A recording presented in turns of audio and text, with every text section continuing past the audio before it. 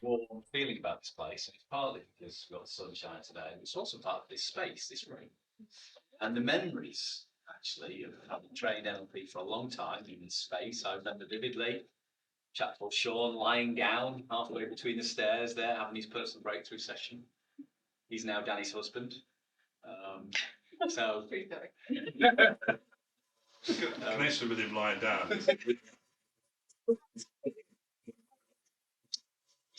in trance at the time, that's all I'm saying. I remember sat in the room opposite, small group 4 NLP training, and me thinking going into that week, this might be the last NLP practitioner course I ever do, because I was really struggling to get bums on seats, really having issues with marketing and attracting people to NLP training. I left the week thinking, what the fuck are you thinking about? This is amazing. I love it. And then committed to both partnering. It was also, I think, the first week we worked together, and also collaborating, and also continuing to learn about business and helping to help people. So just on that, before we move on to values, put your hand up if you know how to help people overcome chronic pain. Oh, look, got some people. So you could hit the gravity method. Hey presto, I wonder what that is. So look, we've got some knowledge in the room. I put one video. I was just sentimental. I put one video about. Look, I'm not an expert in marketing. I've made all of the mistakes that Carly talked about. I can guarantee that. One video about chronic pain. Client arrived, because actually it was one of those moments where I was really clear about what we can do. So just remember, NLP is really difficult because you've got all of these wonderful things you can do. Where the hell do you focus? There's all of this stuff. Where do I focus? Choose something, talk about it, see what the impact is, learn from it, keep going, and you'll get that. You'll get there. You'll start attracting clients. And the other thing I'd say with that as well is then you'll see what you enjoy doing the most as well. Exactly. Because you might not enjoy working with chronic pain. For sure. Yeah. For sure. So the niching comes after you go, well, I'm going to help. I'm going to talk about what we do, and we'll start our niche after we learn what we enjoy the most. Love it. So we're going to talk about, myself and Paul are going to talk about values, and we're going to spend this morning setting us up in a position where after lunch we can do one of Paul's wonderful creations. You can tell this is Paul's idea, because afterwards we are going to do values speed dating. Which is great, because now if it doesn't work, we can blame it.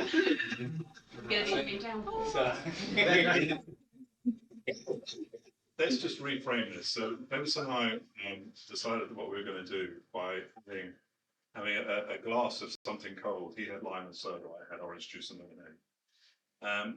And the excitement on Bevis's face when he went, we could do speed dating. Because throw the ball back. No, it's anyway.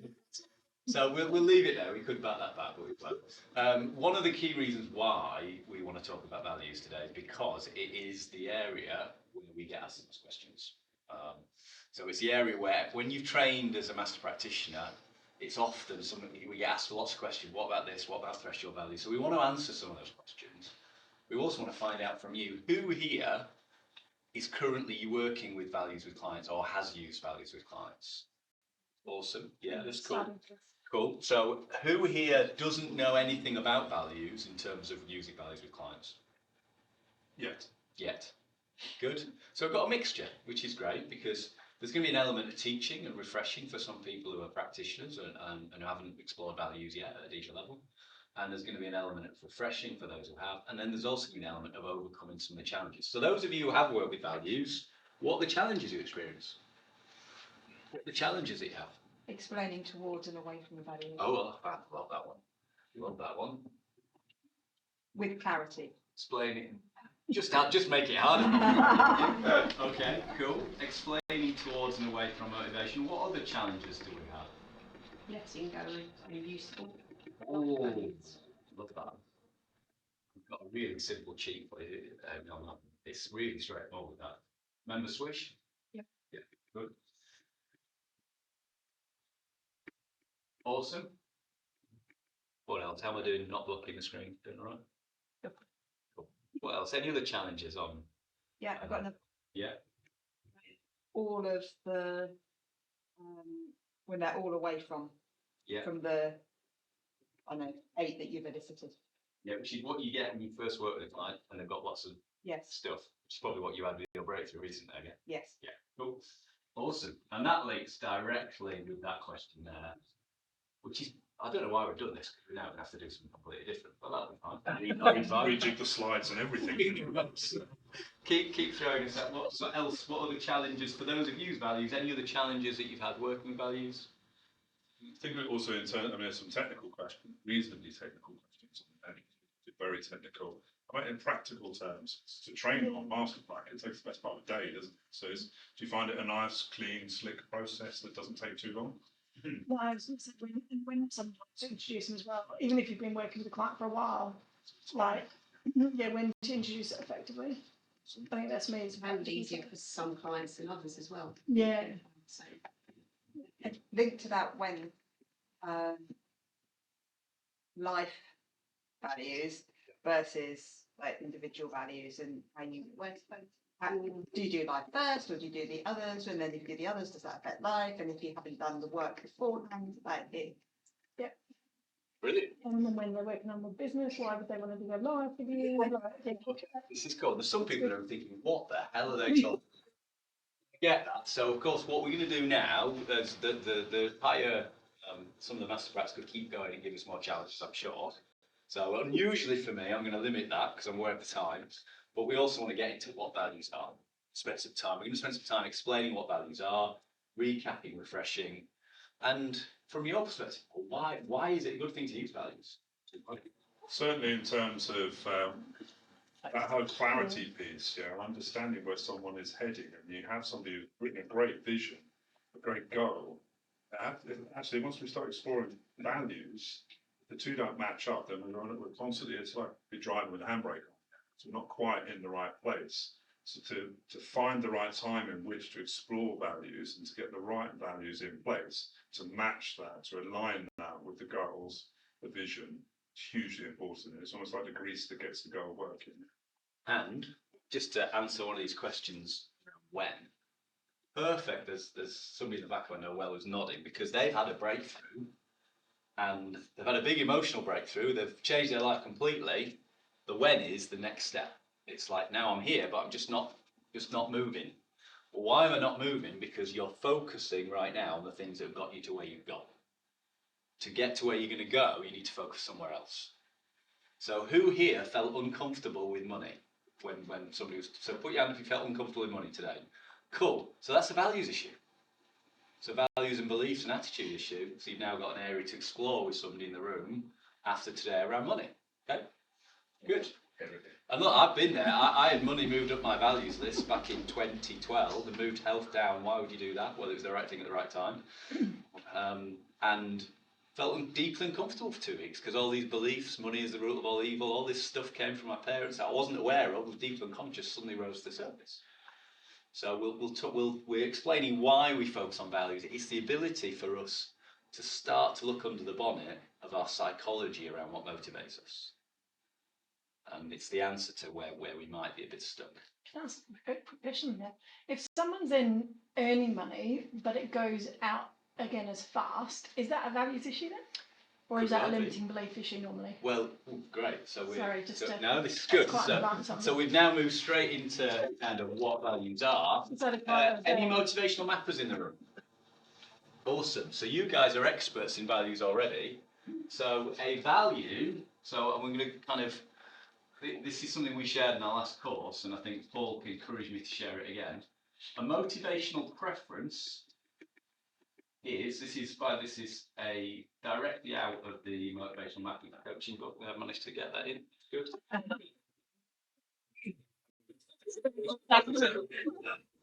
There are no copies in this room, so we can expect that to change over lunchtime. So a motivational map preference is a cluster of values. Okay. So the builder value is cluster values around the builder: competition, winning, achievement, money. Okay. So a preference is a cluster of values.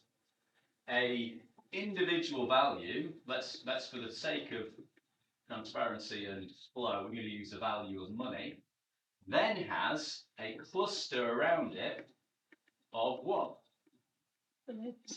Beliefs. And this jolly old thing here, this value with the cluster of beliefs, creates our attitude. So one of the things that some of us in the room will have to get over to be successful commercially is our attitude for our money. And I know I can say that completely congruently because I sure as hell have had to do that. So motivational map preference. One of the issues might be that builder's not high enough up your preference. You might not be paying attention to it. So you might have to move money up your preferences. As you move the value of money up your preferences, I did, you might suddenly feel, oh, I feel awful now. It's just because now you become aware of these limiting beliefs that aren't very nice, which create a certain attitude. And there's a key point in the last licensed practitioner map training that we explored this. So those of you who are in the room who are mappers and NLP practitioners, master practitioners, here is the key, a commercial key, to go in and work with businesses to help them in terms of what builder means, why is that important, and the beliefs that are around it, because you can help with both elements of that from a maps point of view and also letting go of limiting beliefs, working on values and connecting it all together, creating a package that will create your purple cow and the message that you're going to give out. Yeah, because that's what you can help people with. Help you overcome your limiting beliefs around money. And going back to this the when is you've done a breakthrough session for somebody with a client and you're now going to help them. They've got the goal, this is the goal. So you work with values after you've got the client a goal.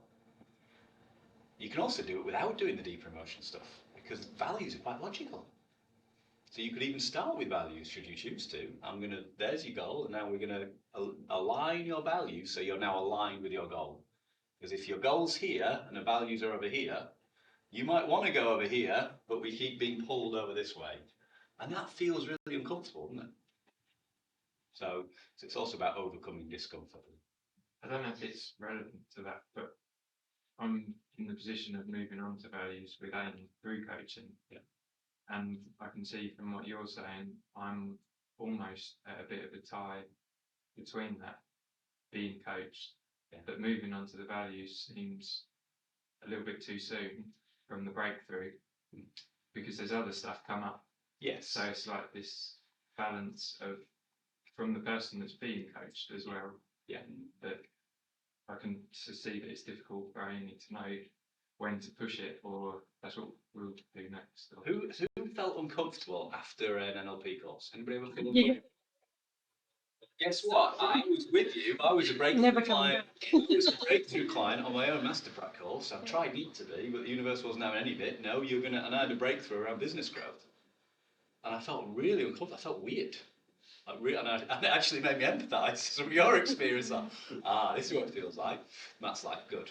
Straight back at you. So I felt really weird because it was like an old version of myself was still trying to run, but those programs weren't there. And then all of a sudden I went, light bulb moment. Shit, Bevis, how have you taken you so long to realise this? Your business growth isn't about you anymore. It's about you guys. It's about the developing associate coaching and training, which is like light bulb, so obvious. But it's taken me quite a while to get there. Because guess what? NLP coaching works. So I have my own breakthrough, so you can tell me, right? Yeah, it works. So make sure you're getting coaching yourself anyway. We better stay on track, haven't we? Because we could go off in any number. So the importance of values, in its simplest terms, values are important to us. So what does Paul have a value around? What motivates Paul? Music. Absolutely. And you know what, Susie, you're damn right. It's actually got a specific value around the cure. I mean, I've never met anyone else who has a value around a specific value, but Paul has a value around a specific value. It's part of his attitude, it's part of who he is, right? Part of who he is. I don't agree with it, but I mean, that's where respecting the model of the world comes in. Equally, he respects my choice of coloured clothing. So, He turned up on Wednesday. I've got to tell this story. He turned up. It's a good job that he has a coloured head. He was head to toe in light grey. If he could stand up against a grey wall, he would have disappeared. He would look like a floating head. a personal trainer said I look great. Moving It could be me. I'm one of these specsavers. I can't read any of those lines. Do you want? I created these wonderful slides, and you pick out the fact that you can't read them. I can see values on the first one. Cool. Well, we go a bit closer. It's a bit bright in the room. We'll go through them anyway. Sure. So highly value. So we now know Paul has a high value around the cure. High value around the cure. And then the beliefs cluster around value to create an attitude. So that's kind of basically saying the same thing as what we said. Happy with that? But we're beginning to understand how people's attitude is created, and of course with NLP we can change someone's attitude, which is great. We can change our own attitude. We can also be quite resistant to changing our attitude, because guess what? You might have to let go, it sounds odd, you might have to let go of a connection to a family member or a certain group of people that we feel attached to in order to change. So just pointing out some of the resistance that you might get from clients with it. I had a friend struggle to give up smoking because of that. Because that's how she met her partner. Yeah. They would go out and smoke together, and they had to give that up first. So they'd break the tie before they could give up smoking. Yeah, and sometimes you have to find the belief that gets in the way of them changing. So, good. Yeah. Okay, so unconscious versus conscious. The other reason why we do this is our actual behaviour isn't matching their goals. I used to work in the fitness industry. Gosh, I wish I'd known this, because I would have stopped telling people what to do as a personal trainer, and I would have gone, let's sit down and listen to your values. And let's work on your attitude unconsciously, as opposed to setting this goal of going to the gym 5 times a week when you've never been before. Which is a great example to use for this, isn't it? Because if you think the amount of people who set a conscious goal of I'm going to get fit, go to the gym 5 times a week. The desired behaviour is to make that happen, but the actual behaviour is it doesn't. So we're consciously setting a goal that doesn't match the whole, because we're not aligning it to the values. And that's why so many people set off on goals that they don't achieve, because they're not sorting out what the values were and needs to come into it. But the last 2 bubbles, whatever they're called, lozenges. So the conscious mind there is the goal setter, so we can consciously sit down sometime. How often have you set yourself the task of writing a vision or a client? Consciously they write some stuff out, and then when you get talking with them and exploring, we expand it, we move it further, and we rewrite through your NLP practitioner courses. The day you started writing your goal is very different by the 7th day when you finish it again, because there's an unconscious release and understanding of what's really important to me. It's allowing that unconscious mind and the values to kick into place that will make the conscious goal and the unconscious desired behaviour match up with the values work. We can have more intention behind that to make that. And what you get is flow, where all of a sudden we just naturally place our attention on an area, and it happens much more naturally without having to use willpower. Because if we're using willpower, there's a signal that our values aren't aligned. Okay, good. And it's interesting seeing Kylie talk about the benefits in the different areas of life. That's where values sit. Relationships, health, wealth, typically, those are the areas people have issues with, and values sits within those areas. You can help people in all of those areas. Good. Cool. Where do they come from? You know this. Where do values come from? You tell us. Where do your values come from? Growing up. Growing up. And where do we absorb them from? Parents. Parents, school, family, all. Yeah, if you spend enough time with him, you might start wearing black. You never know. So your surroundings, your environment, which again means if we're going to change, what are we breaking? Years. You're breaking the mold, right? Identity. You're changing your identity. Yeah. Do people like changing their identity, or do people cling on to this is who I am? They cling on. So we've got to nurture this process and make people feel comfortable going, actually. That's a great coaching question. What would you need to let go of to be financially successful? Because actually there's an identity there which has some values and beliefs around it that you need to let go of to step in that direction. What would you need to let go of to be incredibly healthy? What would you need to let go of? And so they're great questions. Great questions to consider. Good. Cool. So we know this: family, friends, church, religion, school, geography, economics, the media. Not that anybody watches the media or listens to it, do you? That would be a very non-NLP thing to do. If you see me and Paul just stepping, it's because Jules keeps reminding us. It's just the window. It's not because we miss each other. And Paul's got a halo. Stepping this way. Oh, remind me to do some thanks at some point because there's a lot of work gone into this. says a lot about his personality. He needs to be reminded.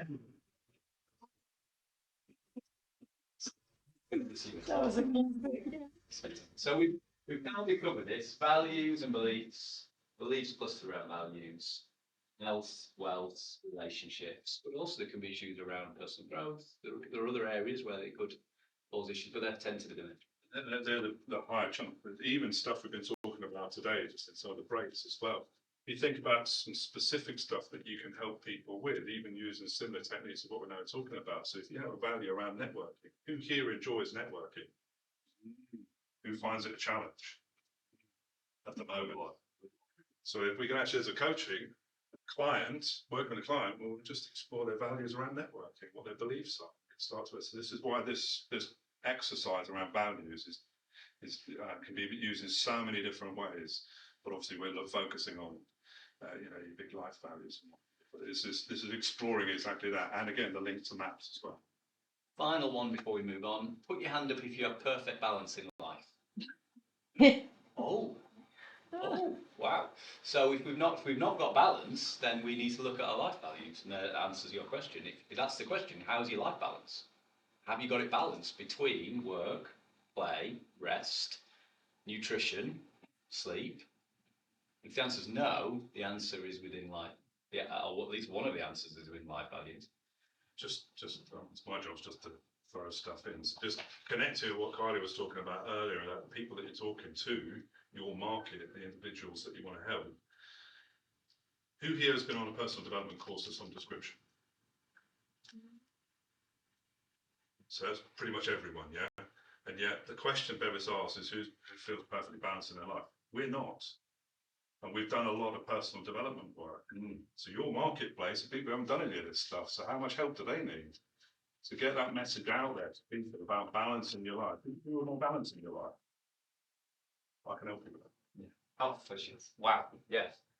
Who here can help someone with a phobia? Yes. Who can help with chronic pain? Yeah. So you can do this. It's just about following some of the messages and being really specific about what you want to help people with. So balance, life values sits perfectly in that. And there's a room full of people who haven't got balance, and we've done lots of personal development work. What Cassandra's talking about, when you get a client in front of you who's not done that work, they're going to have lots of values that really aren't helping them at all. And on that note, can we all stand up, please? Because this is an exercise we've done loads of times, but it's worth remembering. So I'd like us to just, and because this is a great way, kinesthetically, of remembering towards the way from. Can we focus in that direction over there for us, please? So we're going to look in this direction and just spread out a little bit so nobody's in front of you. So you've got a clear run to the clear path to the wall of wall of woe. So over here, I'm gonna kind of walk along. This is the wall of woe. The wall of woe involves. This is financial breakdown, bankruptcy. This is your relationships breaking down. And this is ill health and everything going wrong. Now, we've done this exercise a lot, but it helps you explain to your clients what we mean from towards and away. So can you all step towards things going wrong for me? Not for me, for you. Can you all step towards things going wrong? Okay. Now, some of you who are kinesthetic will feel a bit different. And if you notice anything, step a bit closer, get a bit close, things going wrong. Get as close as you can. In fact, I want you to get so close that you can actually touch the wall for me. Or touch the post, whichever you get closest to. So get as close as you can. This is shut the word. That's fine. Don't worry about close. You don't need to touch anybody. No, that's a different course. Okay. And what I'm going to do now is just push off the wall of woe for me. Push off the wall of woe. And get back to where you originally started. Get back to where you originally started. How do you feel where you are now? Lighter? Yeah. Words ending in ER, narrative deletion, better than I was. So we've just put weight on over Christmas. If you feel uncomfortable, push off. Still looking over here. You'll be here next year. This is what society is doing. Multi-billion dollar industry, the weight loss industry. If it doesn't work, it never will. And we know, don't we? We know consciously we need to turn around and focus on what's turn around. What do we need to focus on in order to actually lose weight? Joules. But over here is the window of opportunity, or whatever we go through. So over here, anything could happen because you could just keep going, couldn't you? Keep going. So there's abundance, financial abundance. There's freedom. There's love in relationships. There's kindness. There's generosity. There's what else is out there? There's health. There's running a marathon. None of it is about losing weight or getting out of debt. But what are most society focusing on?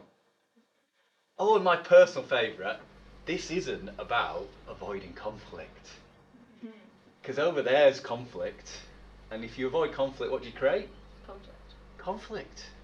So over here, this is about being honest and true. And being able to tell people they might not want to hear, but being comfortable with that. Is that all right? Good. Awesome. No, should we leave that open? Oh, no. Let's leave that Can you open. push it right up? Yeah. Maybe that might not bang down. There we go. If it doesn't bang. Good. One last shot. Blown away. One last Right. shot. Hold your hands. Even just repeat.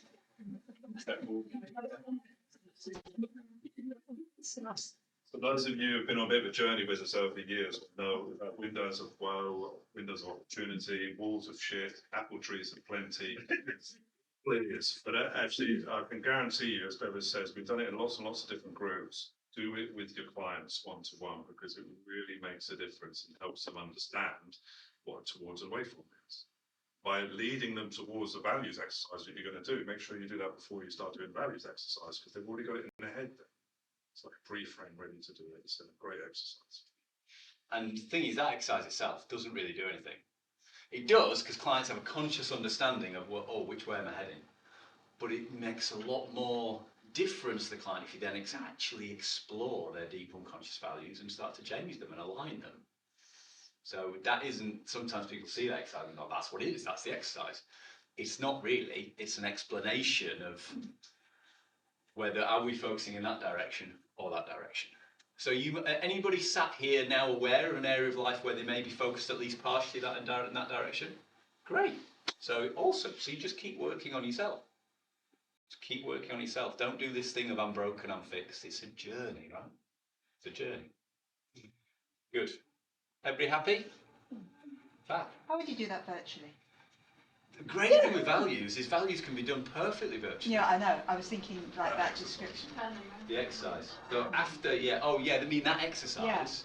Yeah. Well, get them up and choose. Yeah, choose part of their room, or get them to draw on a piece of paper. And again, if they're visual or kinesthetic, that helps. If they're auditory, they might just explaining it might work. When people aren't very kinesthetic, they don't feel it. So, but that's okay because it makes sense if they're more ideal. Good. Everybody happy? Awesome. Areas of life. So now that you're aware of an area of life that you might have at least a little bit of focus in that direction, that's really good because guess what we're going to do after lunch? Speed dating values work on the area of life that you've chosen to actually do a bit of work on. So you didn't think you were going to come to an NLP conference and not do any work on yourself, did you? I mean, come on, you know it's better than that. So, and also the other thing that we're keen to show is when we teach values on MasterPrac, it takes a while. It doesn't need to take as long as it takes on a MasterPrac course. It can be done, not as quickly as we're going to do it after lunch, but it can be done with a little bit more brevity. We're going to do it even quicker now because we should have started 10 minutes ago. That's all. Everybody happy? Any questions? Awesome. We are moving towards lunch and our exercise for the afternoon. So amazing that we're kind of ahead of schedule. How was that possible? 10 minutes. So we're gonna come on to these. So who knows how to let go of a value? Danny? Sandra? Yeah, cool. Who has been taught how to let go of a value but may have forgotten? Yeah. Awesome. And then you mentioned Swiss. Look, one of the nice things about teaching NLP for a while is you learn some of the cheats. So I've been using values for a decade. I had a little patch in the middle where I didn't because a client gave me some negative feedback and I went, I did that finite thinking thing of going, oh shit, that doesn't work. And then I thought, that's bollocks. I just had a client that it didn't work for and I need to learn from that and keep moving forwards. So just a bit of a reminder. Not all things work for all people. It's just life, it's learning. So what you find is that we can teach this and actually let go of away from values quite easily. So remember submodalities from NLP Prac? Yeah. And if you haven't done NLP Prac yet, using the word yet, then speak to your coach around how to do that. So submodalities, do you remember that when you think of anything, you have a picture? And there's a combination of sounds and feelings with it? Yeah. So let's just close your eyes for a minute. Can everybody just shut their eyes for a minute? And when you shut your eyes, and I just want you to all think about music for me. And when you think about music, do you have a picture? And can you put your hand, can you show me on the screen where the picture is with your hand? So put your hand where the picture is. Good. And just notice, is it framed or panoramic? Is it black and white or colour? Is it near or far? Is there a sound? And any feelings associated with it? When you're aware of that, come back into the room and open your eyes. Now, Is it wrong that I had a picture of Paul? It's never. It's on your wall. I was about to say you're not alone because Jonathan had the same picture. Sadly, he was chuckling away. So, of course, if we got Paul to do that, now I'm not actually going to do that because Paul doesn't let. Here's the thing: if I tried to let go of Paul's value of music, will that work? No. Let me say that again. If I try and help Paul let go of his value of music, will that work? Only for one thing. Correct. So you can't change something. This is why NLP, I mean, it really isn't manipulative because you can only help somebody change something they want to change. Like on my course, on my Master Prac course, there was 20 people and 18 got hypnotised. 2 didn't because they didn't want to be. So you can only work within what the client wants to change, which is why secondary gain is exploring around reasons why they might not want to let go. So I'll keep emphasising that. But let's say Paul did want to let go of his value of music, which is not what happened. But let's say he did, and can you just show me where the picture is? There we go. He's not really doing this. And he gets hold of it, and then I say, Paul, you shut your eyes in a minute. I'm going to ask you to go, I'm going to say 1, 2, 3. I might even use the word swish or not. And when you do, I want you to throw it and make it small and dark in the distance and disappear. Completely irrelevant. You ready? 1, 2, 3, swish. Just make it disappear to the distance, small and dark, so it's in the most irrelevant place for you. And when I click my fingers like we're locked in an unconscious level, 1, 2, 3. So Paul's just let go of his value of music, although he hasn't, because he wouldn't let me do that, would he? It was a picture of people being dressed all in grey. Now, if we'd got Paul's life values written up here, and music was number 2, and I then said to Paul, so Paul, now what's your number? Just play it again. So if I now say to Paul, what's your most important thing in your life right now? What's next? Business, What's next? action. What's next? What's missing? What's now missing from this? In fact, all of a sudden, lo and behold, you've just found that your clients no longer got music as a life value. They've just changed their unconscious priorities in a moment. Because NLP is about transformational rapid change. And guess what? Here's the cheat. Here's the thing. When you help somebody change their value and make a value less important to them, what also becomes less important to them? So what changes? Equally, who here thinks it might be a good idea to pay more attention to money? Cool. Who here thinks it might be a good idea to pay more attention to health? Cool. So when you move money and health up your values list, It's just easier. so when you move money and health up your values list, or let go of all the things that are above it that aren't so useful for you, when they become more important, you become more aware of your current attitude, and then you might need to dive down into what the actual values and beliefs are around in that value. Is that okay? Good. Yeah, I've never seen either of you talk about or use this with the DILTS framework. Is there a reason, or is it just this is values alone versus the hierarchy? So there's two frameworks we use.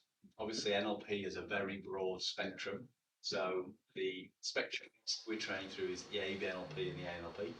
And the two value spectrums we use are as such, and the other one is values level thinking. It's values. Values level thinking, which Value is level. values level thinking. Right, but you don't do the DILTS model. No, we don't. And it would be really worth you. Well, I think values level thinking is fascinating because it helps explain the difference between where you're at as a coach and where your client's at, and how you can more effectively move. I say that. I mean, the last time I did that DILTS thing was quite a long years ago. But every time I've done it, it seems to have had an impact. And we'll have a chat in the break, because what you're referring to might be something we're aware of through a different label. Okay, so I think environment, behaviour, beliefs, values, identity, spiritual. Yeah, it's the same thing. Stepping into each one, asking the person questions, and then basically they trance into it as they step into it. It's a different take on the same model. Right. So it's somebody's got hold of values work and been creative with that. Right. But of course, we would say if they're the right values, because it might. Yes. Yeah. So that's the thing. You choose. You make sure it's relevant to your client. Good. 5 minutes. I think we're okay. I think we're okay on time. So we've set the scene for our exercise after lunch. Who's got an area of life that they want to explore after lunch? Put your hand up. Awesome. Good. If you haven't, we're going to ask you to think of one over lunch to work on. So either you might want to explore life if you haven't got balance. You might want to explore health if you want more health. You might explore personal growth and development if you just want to get started doing that training course, but you just can't find the time to get started. Spirituality, if actually you want to spend more time working on growing spiritually and evolving in that sense. Money's not on there, I've just noticed. So Yeah. it's thrown on there. How long have we got? It's going to be rapid fire, so it'll get you started on a journey that you can carry on exploring afterwards. Which again, the biggest gift I think about being involved in NLP community is you've got somebody you can ask help for. You're not more than one person. Some people live with somebody they can ask help with, which is even nicer. Good. Any questions before we break for lunch? Everybody happy? Good. Do we feel like with some of the challenges, do we feel like we've begun to answer some of those a little bit? And just to go back to this question, what happens if your client's got all the way from us? Guess what we do? What we do with that? I'll tell you what I did. Go on. Got them to let go of them and Good. did it again. Yeah. And they had a load more. And so I was like, we need to stop. Yeah. And have some space. Yeah.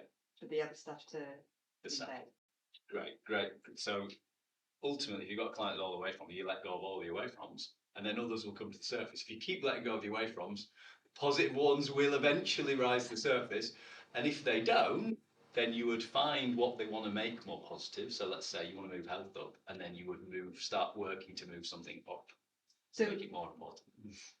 Would you keep going then rather than stop? I think intuitively, if you felt like that, I know you had a client coming over from, there's the answer to your networking question. So, you know, you had a client coming over, so if you were doing 3 or 4 days, that's pretty intense. Taking Dale's example of being a client with Amy, letting things settle, revisiting values after a deep breakthrough is exactly the right thing. You know, good. Thank you. Good, which also means you can create nice journeys for your clients. Link back to what Callie was talking. Good. Okay. Everybody happy? Any final questions? In which case, thank you for a really engaging session this morning, Carl. That was awesome. Thank you everybody for participating. Enjoy an amazing lunch, and we'll be back up here at 1 o'clock. So give yourself a round of applause. Well done.